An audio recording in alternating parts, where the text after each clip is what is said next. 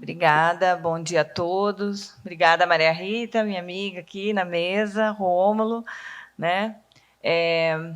Agradeço também a organização do evento, a da AMB, por chamar aqui a Febrasgo para compor, né, uma das mesas. E dentre os temas aí que consideramos importante é falar da obesidade materna.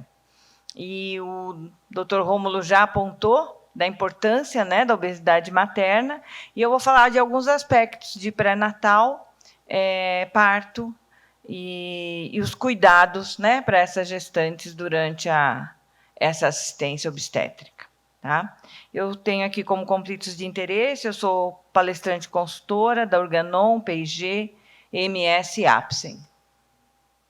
Bom, o cenário atual da obesidade, ela é assim devastadora, né? A gente sabe que o número de pessoas obesas no Brasil e no mundo, ele aumenta cada vez mais, e as causas, elas são conhecidas.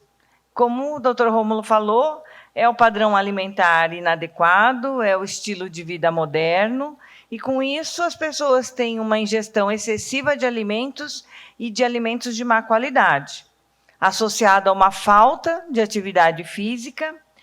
E é claro que nós temos aí os problemas epigenéticos, os problemas hormonais, que vão todos favorecer para o aumento da obesidade e sobrepeso. Eu acho esse mapa muito interessante, desse texto 2020, que fala o seguinte, que no Brasil espera-se que os custos de saúde relacionados à obesidade dobrem, passando de 6 bilhões em 2010 para mais de 10 bilhões em 2050. Esse é um relatório do World Bank Group, e nesse mapa mostra, então, os adultos com mais de 20 anos que apresentam... O marcador é esse? Esse. Né? Vejam que uma boa parte do mundo ela está ali com uma proporção maior de 40% de sobrepeso e obesidade. Então, mostrando que o problema ele é sério e ele é mundial, né? Não é restrito à nossa população. Quais são os dados do Brasil? Esses dados são conhecidos, da pesquisa Vigitel Brasil, 2019, e que mostra obesidade em 20,3%, excesso de peso em 55,4%. Então, esse é o reflexo da nossa população brasileira. É uma pesquisa ampla que vai se repetindo a cada período de tempo. É uma pesquisa do Ministério da Saúde, das Secretarias de Vigilância em Saúde, e vai refletindo aí o padrão da obesidade no país. E quais são as complicações associadas? Quando nós olhamos as complicações associadas na gravidez, esse é o quadro que mostra quanto aumenta o risco quando a gente compara as mulheres obesas com os controles. Então, quando nós pensamos nas malformações congênitas, elas são bem mais frequentes na obesidade do que nas mulheres sem obesidade, tendo um aumento de risco de até quase duas vezes nos defeitos do tubo neural, né? Isso sem contar as outras anomalias cardiovasculares, faciais, de trato gastrointestinal e tudo mais, né?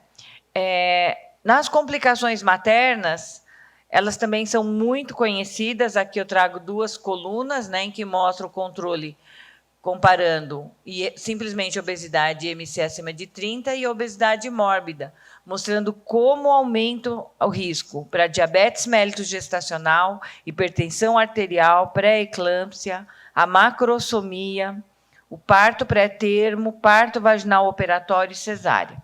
Então, vendo esse aumento de risco na gestante que possui a obesidade, que apresenta obesidade, então nós não, né, mas o mundo percebe que é necessário um olhar, um cuidado especial, tanto no pré-natal como no parto e no pós-parto. Eu trago aqui para vocês um artigo de revisão da Federação Internacional de Ginecologia e Obstetrícia, que fala que existem 3 pontos que são essenciais de cuidados, momentos em que nós temos que tomar cuidados na assistência à mulher no ciclo gravídico puerperal. O primeiro ponto seria no período pré-concepcional, o segundo ponto durante a gestação e o outro durante o parto. Então, eu vou trazer um pouco para vocês do que essas tabelas da FIGO mostram para cada um desses períodos. Então, por exemplo, no primeiro período, que é o período pré-gestacional, qual a Federação Internacional aponta para que cuidados? Primeiro, que todas as mulheres devem ter o seu peso, altura e IMC calculados, e ponderando as suas diferenças étnicas. Isso, por vezes, passa desapercebido ou não é tão bem cuidado durante uma consulta ou de uma assistência pré-natal. A paciente inicia o pré-natal, o ideal é que ela já tenha o seu peso aferido logo antes de engravidar ou logo no início da gestação, porque para cada faixa de idade gestacional eu tenho uma recomendação de ganho de peso. E todas as mulheres obesas, elas devem ser alertadas sobre o efeito da obesidade na fertilidade, os riscos na gravidez e no parto. Elas devem ser incentivadas a perder peso e devem ser orientadas quanto à suplementação de ácido fólico no período periconcepcional, principalmente visando a prevenção dos defeitos abertos de tubo neural. Então, essas 4 recomendações são essenciais para o período pré-gestacional. Durante a gravidez, quais são os pontos críticos apontados pela Federação Internacional de Ginecologia e Obstetrícia, né, pela FIGO?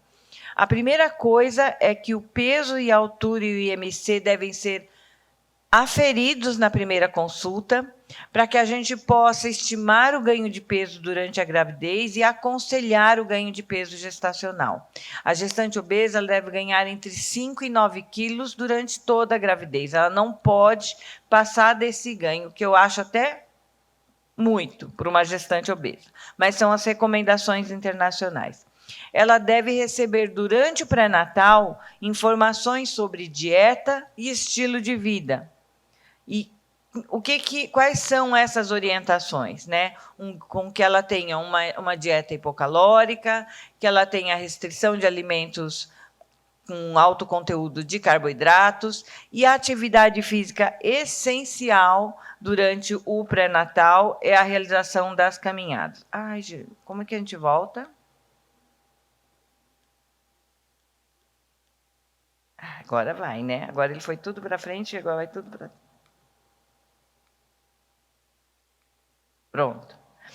Então, estilo de vida é inserção de atividade física, é obrigatório a orientação de início de atividade física durante o pré-natal.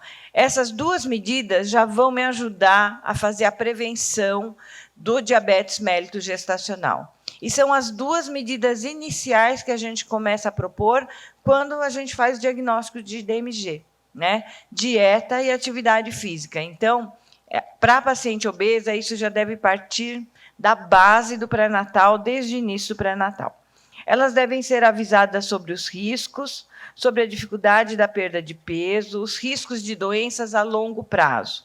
E ela tem que ser encaminhada, né, por vias multidisciplinares também para tratamento de complicações, porque, como vocês viram, ela pode ter hipertensão, o diabetes, ela às vezes precisa de um pré-natal que sai da atenção primária e vai para um nível secundário, para um tratamento especializado. E no período pós-parto, quais são os cuidados que devem ser tomados?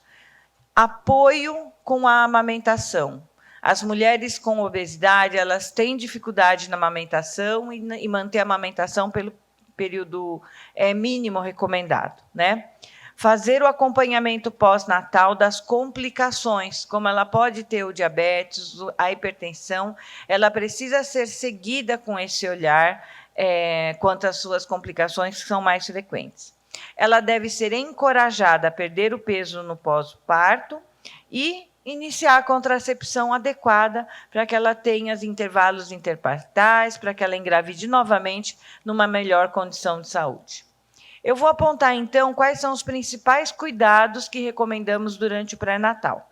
Rastreamento precoce do diabetes. Como se faz o rastreamento? Pela glicemia de jejum, que deve ser inferior a 92 no primeiro trimestre, e Se ela for acima de 92, já caracteriza o diabetes mellitus gestacional.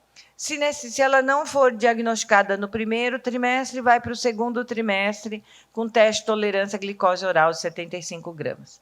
Então, esse é o protocolo padrão estabelecido para rastreio do diabetes mellitus gestacional. A pressão arterial ela deve ser aferida em toda consulta de pré-natal, aferida com manguito adequado. Porque quando eu tenho as grandes obesas, o diâmetro, né, a circunferência do braço é diferente e é necessária a utilização de um manguito adequado para ter uma medida correta da pressão arterial. Ou utilizar as tabelas de correção. A gente pode usar o manguito normal e usar tabelas de correção da pressão arterial. Elas são disponíveis na internet. E sempre fazer o diagnóstico da hipertensão arterial, né? Porque a gente tem que estar atento que essa é uma complicação frequente no pré-natal. Mas ainda assim, elas podem ter tireoidopatias, colecistopatias, cardiopatias, que devem ser bem investigadas durante o pré-natal, e o rastreio da infecção urinária, que deve ser feita com exames de urocultura a cada trimestre. Primeiro, segundo e terceiro trimestre, com consultas com exame de urocultura. Quais são os cuidados? Quanto que a gente recomenda de ganho ponderal? 5 a 9 quilos, isso é a recomendação do Institute of Medicine, as recomendações do Ministério da Saúde, no Manual de Gestação de Alto Risco. E, é claro, os 2 pontos que eu já comentei, dieta balanceada, atividade física, e outros cuidados que são recomendados para obesidade. Introdução de AS precoce para prevenção de pré-eclâmpsia, a orientação sobre a amamentação, porque ela já deve ser orientada durante o pré-natal, para que no momento do parto, nos primeiros dias, ela tenha uma boa adequação quanto à amamentação. Ter um suporte e cuidado de saúde mental, porque os quadros de depressão são mais frequentes nas mulheres com obesidade. Orientação e planejamento do parto. O parto pode ser uma complicação para as mulheres obesas. É claro que ela precisa estar preparada, porque durante a gravidez ela não vai ter uma perda de peso, né? O que se espera, ela vai somente aumentar o peso durante o pré-natal. Então, se ela já inicia o pré-natal com uma obesidade ou uma obesidade mórbida, ela não vai mudar de faixa de peso. E lá no momento do parto, ela precisa estar preparada, e se for um caso de obesidade mórbida, precisa ser encaminhada para uma atenção de alto risco, né, para um setor de serviço de alto risco, porque elas são de muitas complicações durante o parto, pelas dificuldades na assistência. Quanto à avaliação fetal, qual é a recomendação? Datação pela ultrassonografia precoce. Muitas têm irregularidade menstrual e a data da última menstruação não é confiável para a datação da gestação. O melhor é a avaliação por via transvaginal no ultrassom de primeiro trimestre. E, é claro, deve-se ter essa noção de que a efetividade do rastreamento no primeiro trimestre, né, de anomalias cromossômicas, vai ser mais difícil na paciente obesa. O morfológico de segundo trimestre também vai ter dificuldades, porque a própria obesidade dificulta a boa visualização do feto. Então, esse morfológico ele tem restrições, e lembrem que são pacientes de maior risco de malformações fetais. Então, isso tem que ser visto com muito cuidado, num bom serviço. A ecocardiografia fetal ela é indicada para avaliação do coração fetal. E a avaliação do crescimento fetal é difícil na paciente obesa, pela dificuldade de medida de altura uterina e de acompanhamento da curva. Então, para essas pacientes, se recomenda a ultrassonografia seriada para acompanhar o ganho de peso do feto e identificar tanto o crescimento excessivo, feto macrossômico, quanto, às vezes, restritos para a idade gestacional. Tá? E a avaliação de vitalidade é só se tiver algum risco maior. A gente não programa rotineiramente, por exemplo, exames de cardiotocografia ou de perfil biofísico fetal para pacientes somente com obesidade. Mas as que possuem diabetes, as que possuem hipertensão, que possuem alguma outra comorbidade, essas vão necessitar de uma avaliação mais acurada do bem-estar fetal. Quais são os cuidados no parto e o que nós temos que chamar a atenção? Primeiro, quanto à dificuldade no momento da cirurgia, se a paciente vai para uma cesárea ou se vai para uma tentativa de parto vaginal e que necessite de uma anestesia. Nem sempre é fácil fazer anestesia na paciente obesa e na paciente obesa grau 3, mais difícil ainda. Então, a recomendação é que essas pacientes sejam encaminhadas para uma avaliação anestésica, cardiológica, para não se ter uma surpresa no momento do parto. O parto não deve ultrapassar 41 semanas, porque existe um risco muito grande de macrosomia e, quando se associa ao pós-datismo, o risco é maior ainda. Na fase ativa do trabalho de parto, se for uma obesa mórbida, se recomenda uma monitoração fetal eletrônica. É importante que ela vá para um serviço que tenha uma estrutura adequada para realizar o parto na obesa. Os autores recomendam uma instalação precoce de analgesia peridural, e a via de parto, ela não é, a obesidade por si só não é uma indicação de cesárea, mas é muito comum a falha de indução, a distocia funcional e acabar evoluindo para uma cesárea. Tanto é que alguns artigos discutem se na obesidade mórbida não é mais razoável se optar diretamente pela cesárea. Existem dúvidas quanto à via de parto. É importante que elas sejam ajustadas para antibiótico profilaxia, porque ela é dependente do peso. A tromboprofilaxia também deve ser realizada nessas pacientes antes, após a cesárea e no pós-parto. São pacientes de maior risco para trombose.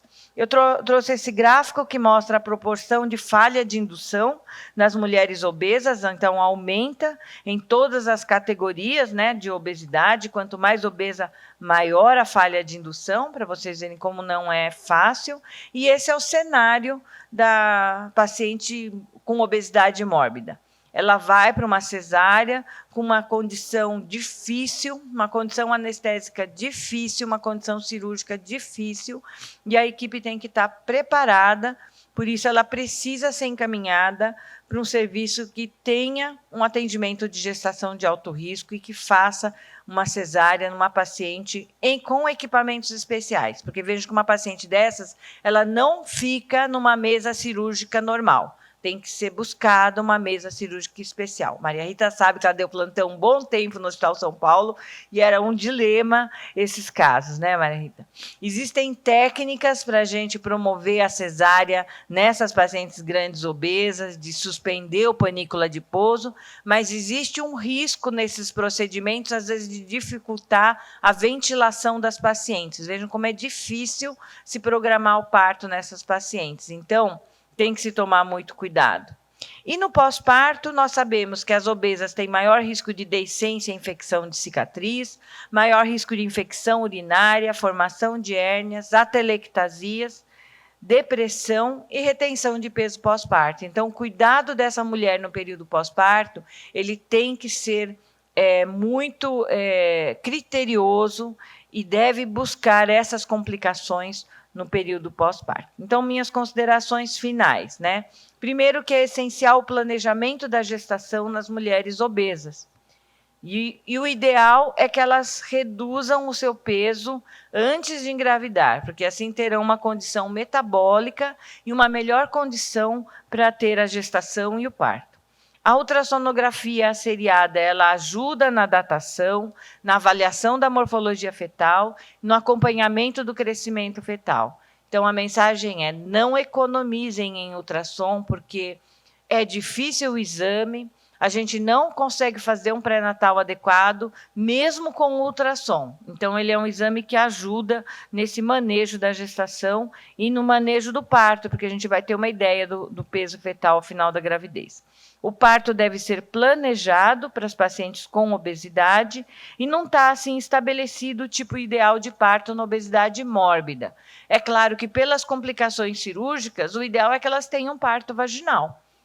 é o que todo obstetra deseja quando acompanha o trabalho de parto de uma paciente obesa, que seja um parto vaginal sem complicações. Mas não é o que ocorre, porque a falha é muito grande, então as equipes têm que estar preparadas para a realização de uma cesariana.